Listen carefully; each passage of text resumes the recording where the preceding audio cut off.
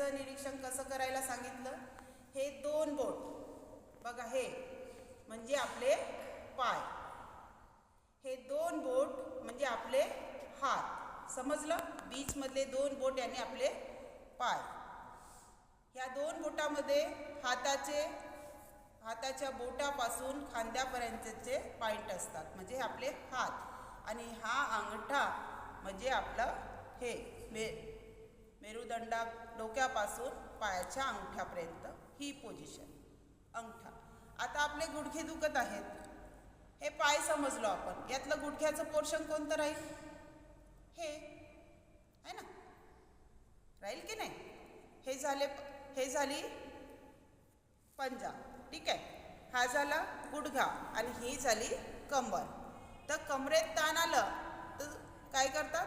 इथे पुश करतात, इथे पुश करतात. आणि गुडघ्यात ताण आलं तर असं दाब द्यायचं की दुखलं पाहिजे. आता हे दाबताना आपल्याला हाताचा दाब नाही पडत, तर त्यासाठीच हे स्वामीजींनी बनवलं. जिथे दुखते ना तिथे आपली मेथी असते ना, मेथी किंवा मूग वगैरे लावू शकतो. त्याने चिकटपट्टीने इथे लावायचं आणि असं दाब द्यायचं. असं दाबायचं की पेन व्हायला हवं. याने असं बापू नाही, फक्त ठेवलं बा आणि मी दाबलं, तर हे याने नाही करायचं आहे. तर मग हाताने असं तुमच्या कपालभाती करताना स्वामीजी काय म्हणतात की तुमचं ॲक्युप्रेशर होऊ शकते. आता जसं मी स्ट्रोक देत आहे.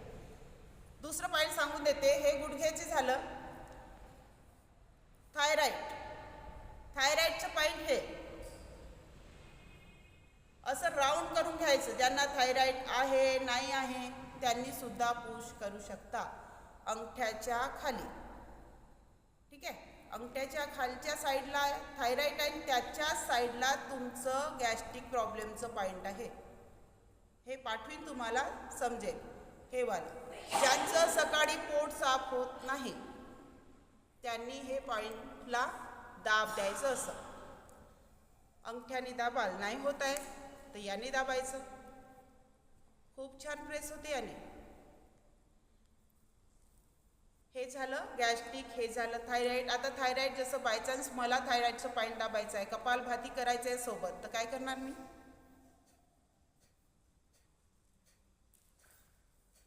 होत आहे 10 मिनटं, माझं कपालभाती होत आहे आणि माझं ॲक्युप्रेशर पण होत आहे. या हाताचं झालं की या हाताला दाबणार. किडनीचं पॉईंट एक लास्ट, त्याच्यानंतर सायनस राहील. किडन्या फेल होऊन राहिल्या आजकाल भरपूर जणांच्या. तर हे बीचमधलं याला सुद्धा दाब देऊ शकतो आपण. 10 ते 30 वेळा दाब द्यायचं तर लाभ होतात. आणि सगळ्यात मोठं प्रॉब्लेम बघा, 40पर्यंत आपण सगळे जाऊ, फक्त निशूला सोडून. एक फ्रेंडली बोलते तुमच्यासोबत. 40 नंतर डॉक्टरांनी एक सांगितलं आहे की बघा, अचानक आपण शिंकतो, आक्सी म्हणतो, तर आपलं युरिनचं बूंद पडून जातो. खूप जणांना असं त्रास होतो. का बरं? कारण जशी जशी आपली वय वाढते तसं तसं आपलं गुदाद्वार आकुंचन होतो. तर तो त्रास आपल्याला भविष्यात व्हायला नको, त्यासाठी हे पॉईंट आहे बघा. ह्या दोन्ही थायरॉइडच्या पॉईंटच्या बीचमध्ये हा पॉईंट असतो. म्हणजे इथलं हे मनगटाच्या वरचं दिसत आहे का सगळ्यांना? सांगत आहे खूप, पण लक्षात नाही येत आहे, असं नको व्हायला. हे बघा, मोठं करत आहे. दिसत आहे?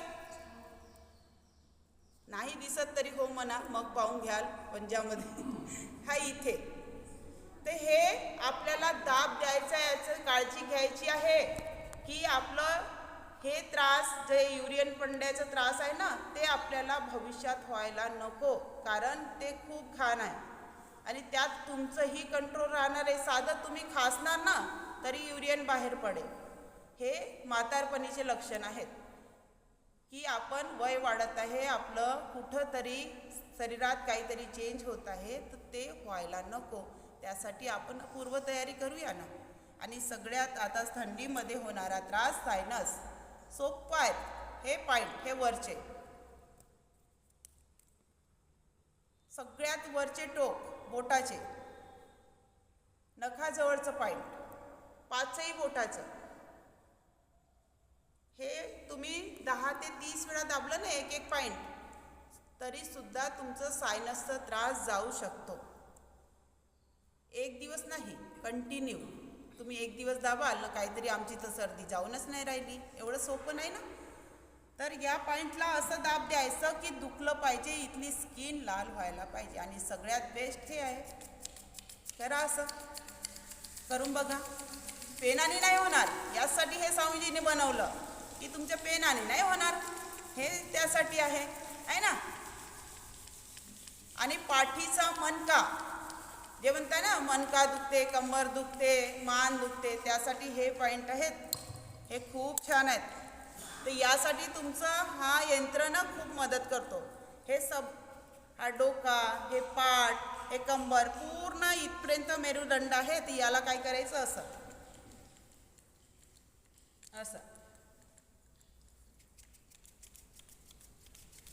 तर हे तुम्ही बघा, याचा अभ्यास कंटिन्यू सुरू ठेवा. कपालभातीमध्ये सगळे पॉईंट तुम्ही दाबू शकता. जो त्रास तुम्हाला आहे, जसं ताईंना कमरेचा असेल, कुणाला गुडघ्याचं असेल, तर तुम्ही पुश करत नाही बघायचं नाही इकडे तिकडे, नाही लावायची त्यावेळेस मुद्रा, चालेल ना. पण तुमचे 10 मिनटं ॲक्युप्रेशर